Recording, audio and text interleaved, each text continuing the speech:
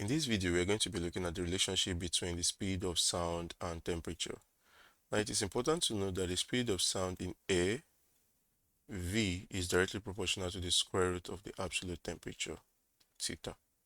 Now, mathematically, we have V directly proportional to square root of theta. Now, note, if the speed of sound at the temperature, initial temperature theta 1, is V1, the speed of sound V2, alright, that's a new speed, at a new temperature theta 2 is calculated using the equation below. This is the equation we use. V1 over V2 equals square root of theta 1 over square root of theta 2. Where V1 is the initial speed, V2 is the new speed, and theta 1 is the initial temperature in Kelvin, theta 2 is the new temperature in Kelvin. Please, your temperature must be in Kelvin whenever you're solving a question relating the speed of sound and the absolute temperature. So now let's look at some practice problems that will show us the usefulness of this equation. Now, number one, we have here that the velocity of sound wave at 27 degrees Celsius is 360 meters per second. So the velocity at 127 degrees Celsius is, so we have that the velocity at this temperature is this. So this is our initial temperature. We can call it theta 1. 27 degrees Celsius is this initial velocity 360 meters per second. Its velocity at this new temperature theta 2, final velocity is, okay, the velocity at this new temperature theta 2 is given actually.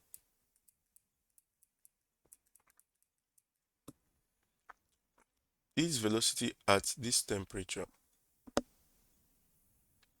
so theta 2, new temperature 127 degrees Celsius, is V2, unknown. That's what we're looking for. So just make reference to our equation V1 over V2 equals square root of initial temperature over square root of final temperature. V1 is 360 all over V2, which is unknown, equals square root of initial temperature. Need to convert this to Kelvin, very important. So we add 273 here, that will give us 300 Kelvin. We add 273 here, that will give us 400 Kelvin. Okay, so we have O square root of 300 over 400. Okay, so this will cancel this and this will take out this. So we're left with 360 all over V2 equals O square root of 3 over 4. So to get V2 now, we cross multiply. So that will give us, first, this will give us 360 over V2 equals square root of 3 over 4. 3 over 4. That will give us, which is the same as saying root 3 over 2. Alright, square root of numerator is 3, so we have root 3. Square root of denominator, which is 4, we have square root of 4 to be 2.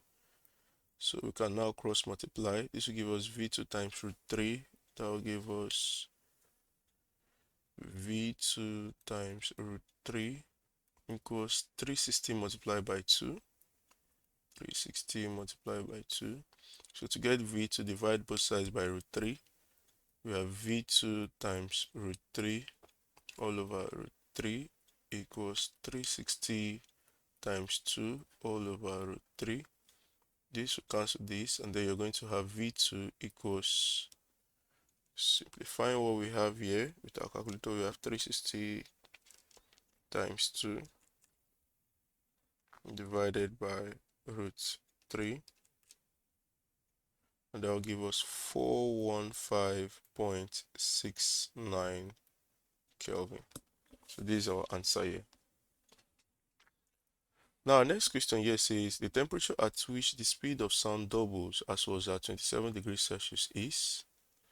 the temperature at which the speed of sound doubles as was at. So this is like our initial temperature. So we have initial temperature to be 27 degrees Celsius.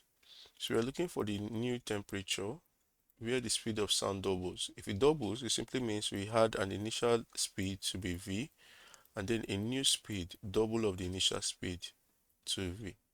So again, we make reference to our equation, v1 over v2 equals square root of initial temperature over square root of the new temperature. Alright, so v1 is v. Now you need to convert this to Kelvin. Do not forget, so add 273 here, and that gives us 300 Kelvin. V1 is v, so we have v all over v2, which is 2v, equals square root of theta 1. Theta 1 in Kelvin, this is 300 Kelvin. We add 273 to this, we get 300 Kelvin, equals square root of the initial temperature. We have 300, that's the initial temperature, theta 1, over root square root of the new temperature, theta 2. So this will cancel this, and then you're going to have v over 2v. V will cancel out. We have 1 over 2 equals whole square root of 300 all over the new temperature. So to get the new temperature, we take square of both sides to remove square root. So we have square this side, and then we square this other side. So square will remove, take out square root, and then you're going to have 300 over the new temperature equals 1 squared is 1, all over 2 squared is 4. So we're looking for the new temperature now. We cross multiply this times 1, that will give us new temperature equals 300 times 4, which is 1200 Kelvin. So this is our answer here. Now the next question here says the velocity of sound in medium at a temperature of 20 degrees Celsius was 244 meters per second.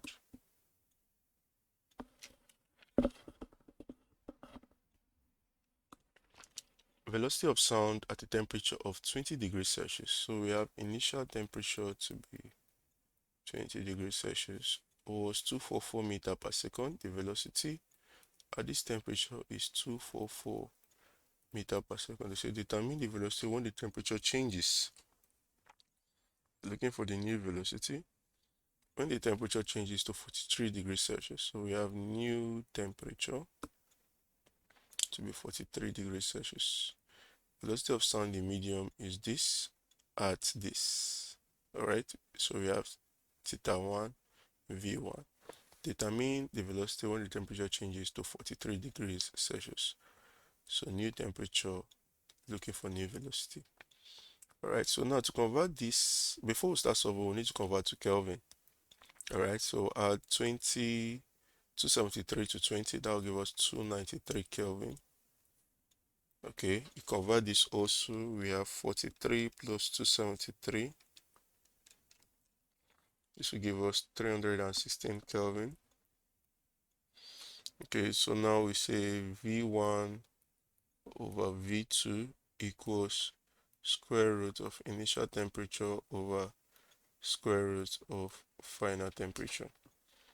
Okay, so V1 is 244 all over V2 equals square root of initial temperature square root of 293 all over square root of final temperature, which is 316. That will give us 244 over V2 equals, this will give us all square root of 293 all over 316.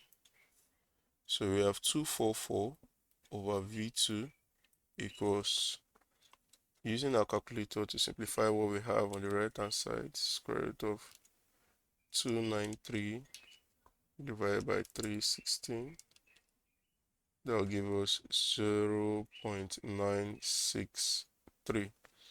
Alright, so to get V2, we cross multiply this times this. That will give us 0.963 V2 equals 244 times 1, which is 244. Alright, so divide both sides by 0.963 now to get our answer for V2. Okay, so that will give us this, will cancel this, and then you have V2 equals this divided by this. 244 divided by 0.963. That will give us 253.37 meter per second. So that's our answer to this question. And with this, we've come to the end of the relationship between the speed of sound and the absolute temperature. Please make sure to subscribe to this channel and like this video, drop a comment, and also share to your friends and your colleagues.